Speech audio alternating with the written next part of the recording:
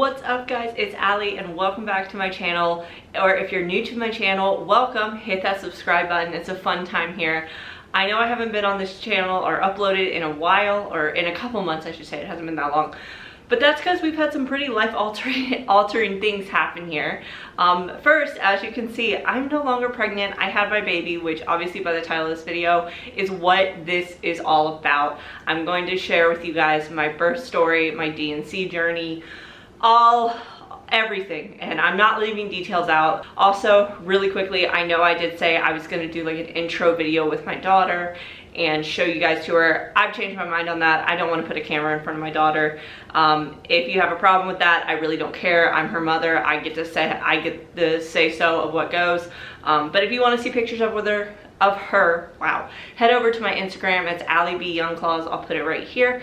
I'm obsessed with her. That's pretty much it. One other thing. Sorry about the lighting in here. I'll fix it in editing, but I'm in my living room. I'm dealing with like just whatever natural light I have, which isn't a lot in this room. So sorry, not sorry. Can't really do anything about it. Also, I know this background isn't like aesthetically pleasing, but this is my reality right now.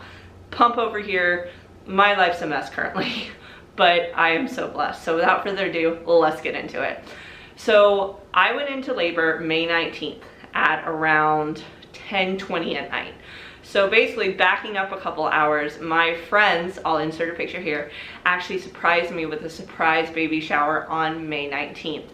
I had driven, I'd met them at a shopping center nearby my house, and they all surprised me, which was so amazing. I've never had anyone do that for me before, so I cried, I was very touched.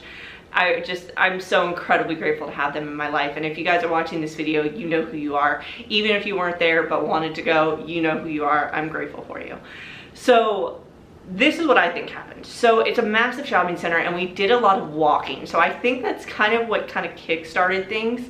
But regardless, we were there for 3 hours. We had a great time. Food was good.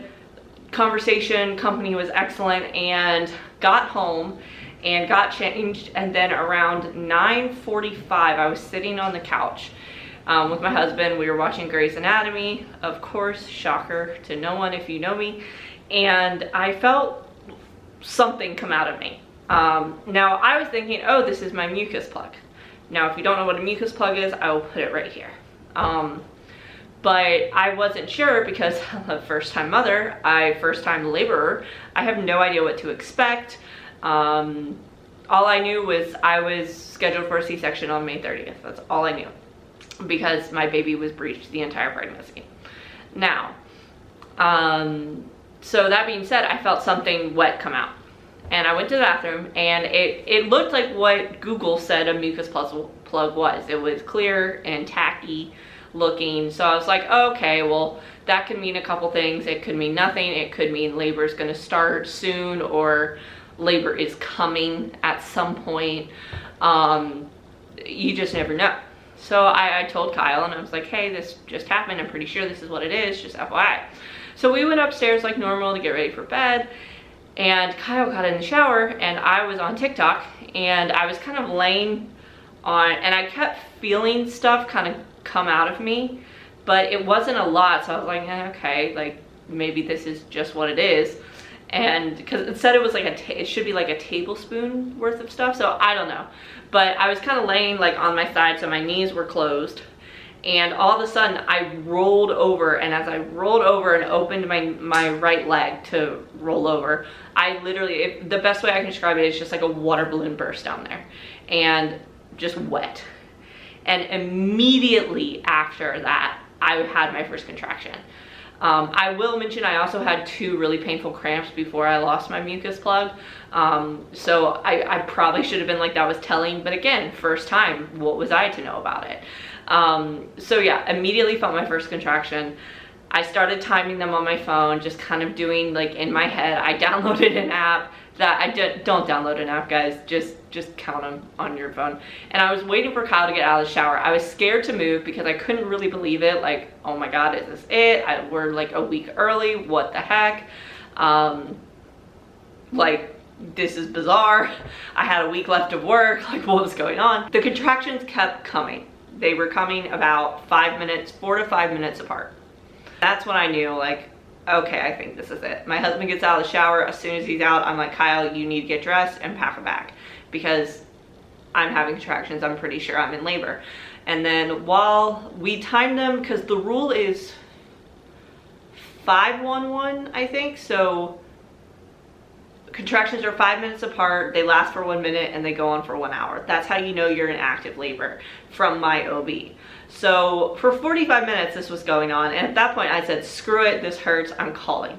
So I called my on-call, the on-call doctor, and I left him, that's how it works. I leave them a message, they call me back, she called me back, and she was like, yep, it sounds like you're in labor, y'all need to come in. I will call ahead to the hospital, let them know you're coming. So now it was time to alert the grandparents. Now this is where things get a little funny.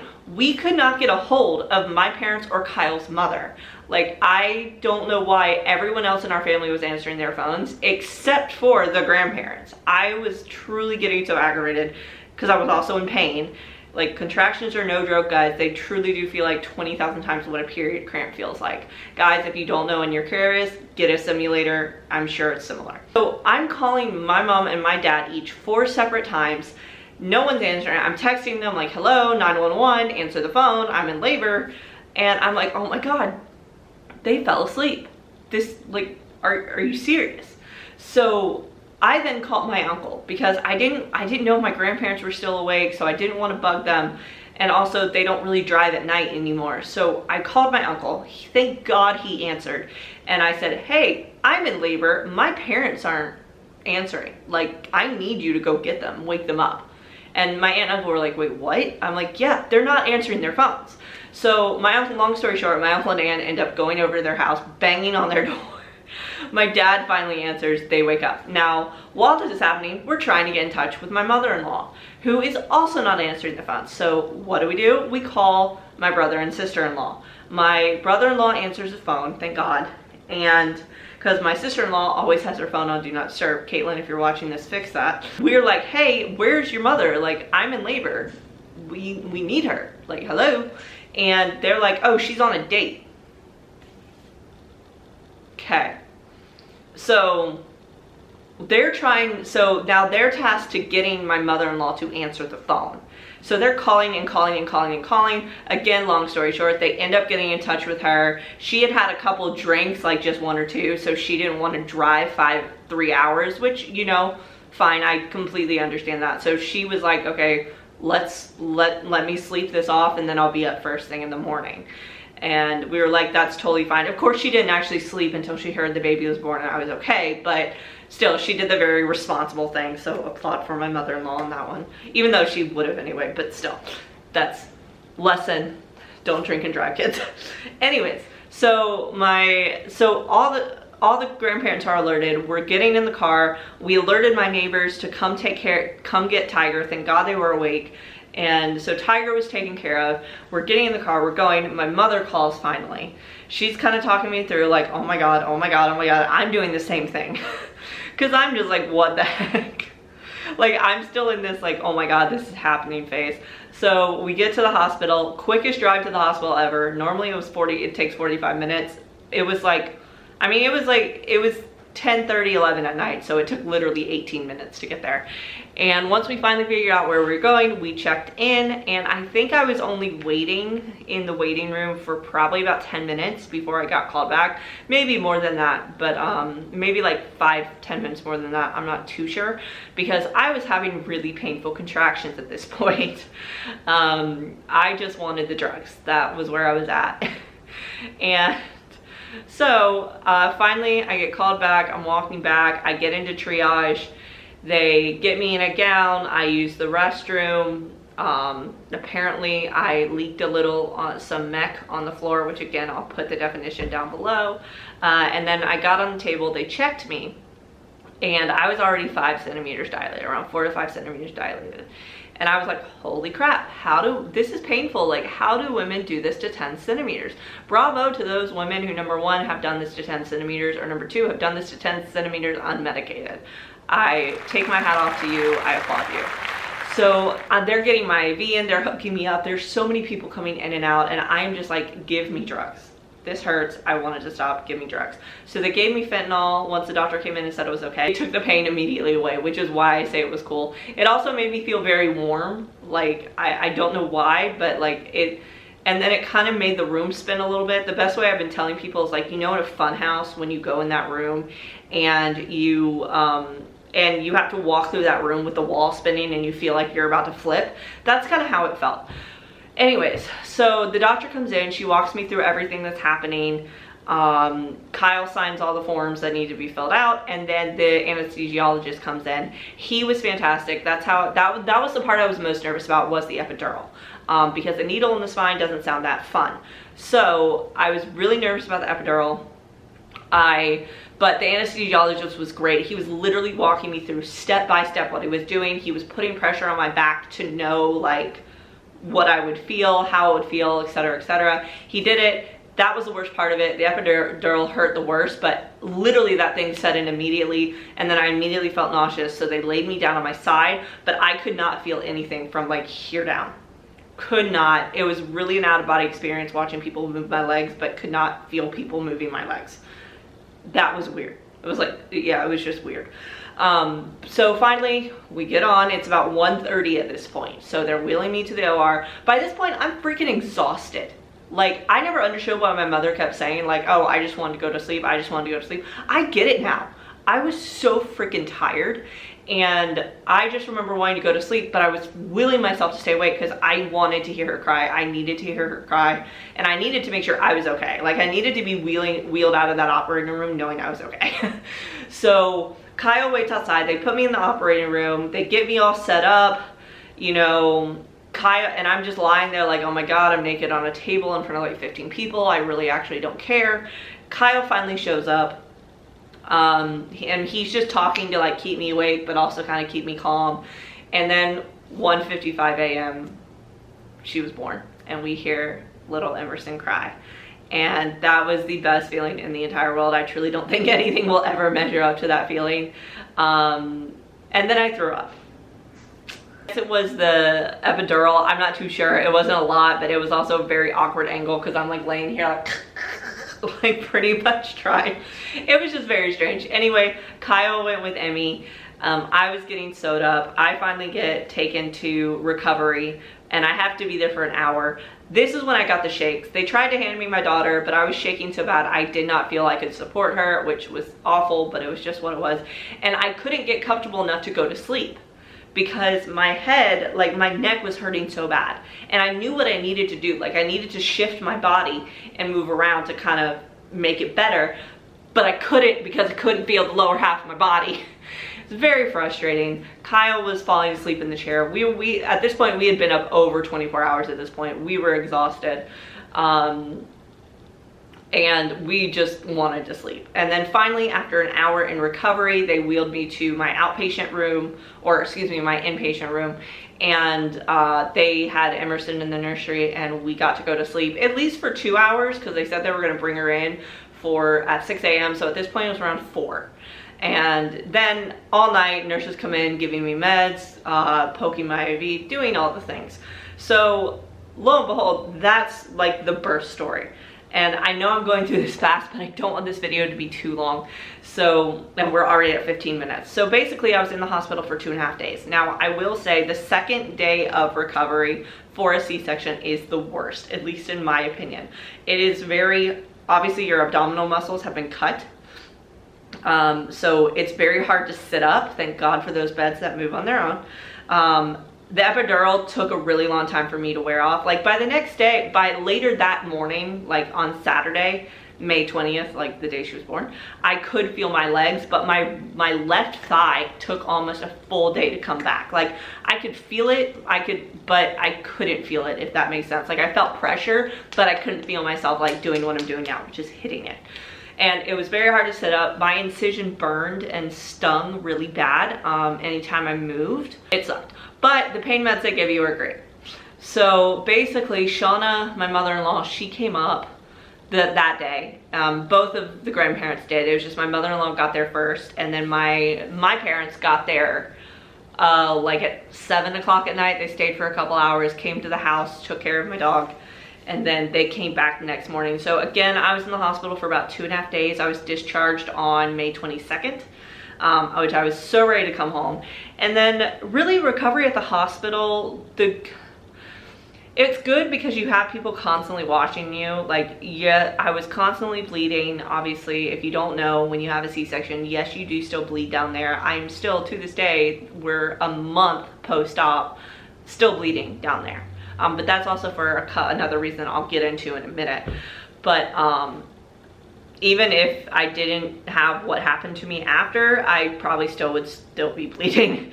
But it does get lighter, it does get more manageable. And but it takes a lot to recover from a C-section. I'm not saying it doesn't take a lot to recover from a vaginal delivery. I'm getting C-sections for the rest of my life at this point, so I have no experience with a vaginal delivery. I'm just telling you guys my own experience.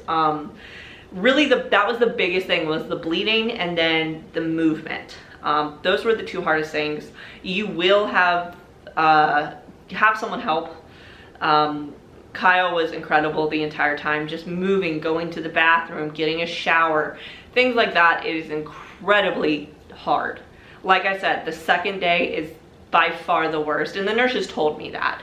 But that Sunday was awful. And on top of that, I was still itching like crazy. They were giving me Benadryl, so I was sleepy. We were both sleep deprived. We had them take Emerson to the nursery every night just so Kyle and I could sleep.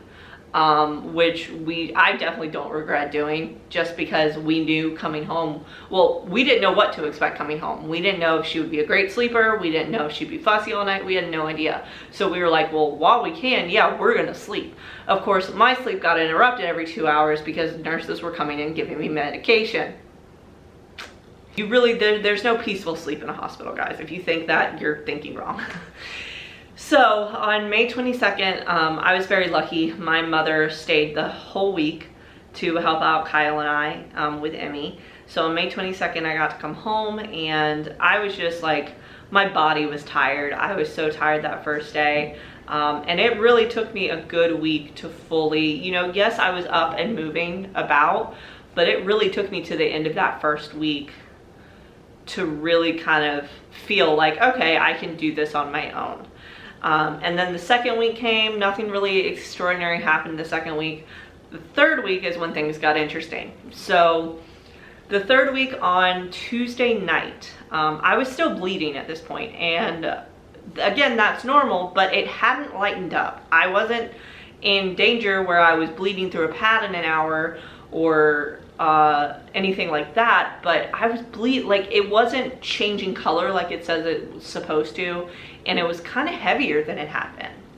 And I had gone on walks, and because I was trying to get my energy back, and my legs were achy because they were so weak.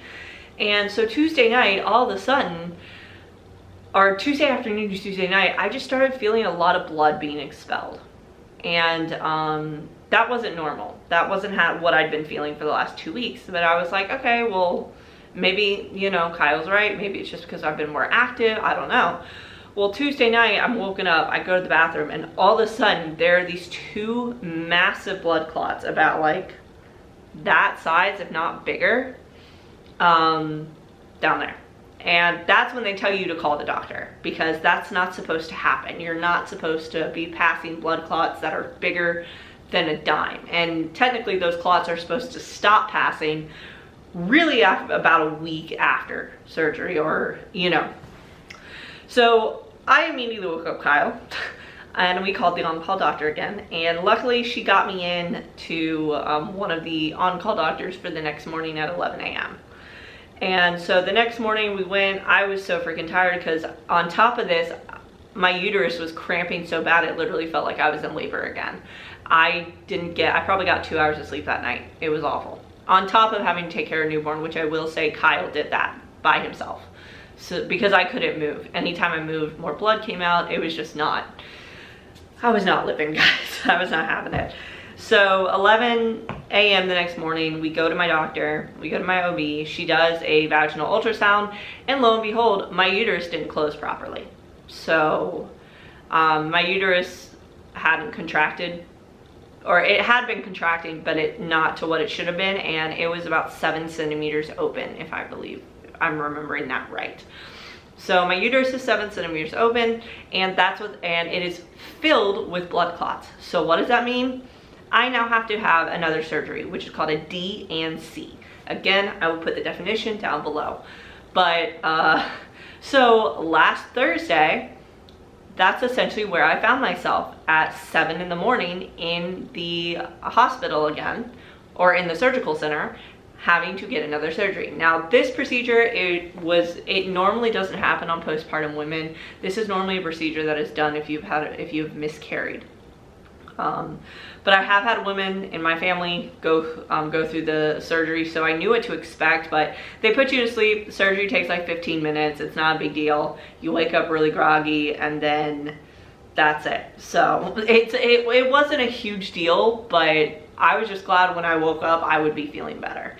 So I came home, and that took me a total of 3 days to recover from. Not so much like pain or anything. Like, yes, I was on medication that made my uterus contract, so like I was cramping, but it was very, very minimal. It was like a period cramp, so like I can't even complain because that's nothing compared to what I had just been through. And so it didn't take me 3 days to heal from the pain. It took me 3 days to heal from the general anesthesia, because you do have to be put under. And I was also sleep deprived from having a newborn, obviously. So Saturday, and again, my mother flew in, God bless her, to be with us that weekend. A lot of you might ask, like, oh, well, where's your mother-in-law? She just works at a full-time job, so unfortunately she wasn't able to come in. She wanted to really bad, and she tried everything she could to get up here, but she just couldn't. So that brings us to today. Tomorrow Emmy will be a month old. She is doing fantastic. She's doing everything a newborn should be doing. She's growing. She's just so freaking adorable. I'm obsessed with her. She's the prettiest baby in the world. I'll put a picture right here. I'm just so in love with her. I can't even begin to comprehend how much I love her.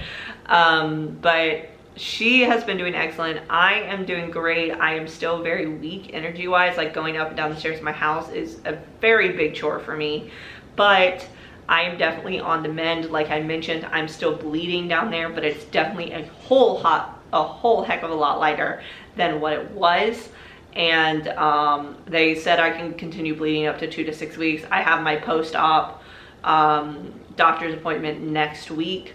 So I'm doing good. Baby's doing good. Kyle's doing good. We're all great. But that is my birth story, and sorry guys, my camera cut off because the clip was too long. But that is my labor and delivery story. I do want to mention that I only labored for probably about an hour, maybe about 2 hours from the time from the time my water broke to the time I was getting rolled in, to the time I got the anesthesia, or excuse me, the epidural. I probably was only laboring for 2 hours. I was very grateful for that, because honestly, contractions are no joke. I know I went to this really, really quick, so if you guys have any questions about anything, please comment down below. If you are worried about getting a C-section, please don't be. It really wasn't that bad. Like I said, recovery for anything is going to be hard, but it's manageable, guys. It's completely manageable. But yeah, if you have any other questions, if you want me to go more in depth on like the pain, or like a more detail by detail of recovery, just ask me down below. Go comment on something on my Instagram. I'd be happy to make a video. If you want to hear my breastfeeding journey so far, or my postpartum body, because as of right now, this is me a month post-op. As you can see, I barely look pregnant anymore. But if you want me to make a video about body image and with postpartum, please comment down below. I'm in the thick of that right now, so I don't know how much advice I'd be able to give on that, but I'd definitely be more than open to talking about it. Other than that, I love you guys. Again, I don't know when the next video is going to be up. I'm going to try to film 2 videos, so that way there's one after the other, but after that, I have no idea, because life's crazy right now. So I love you guys. If you're not already, hit that subscribe button and the like button and the post notification button to be notified when my new video goes live. I love you guys so much. I hope you're having a great day. Bye.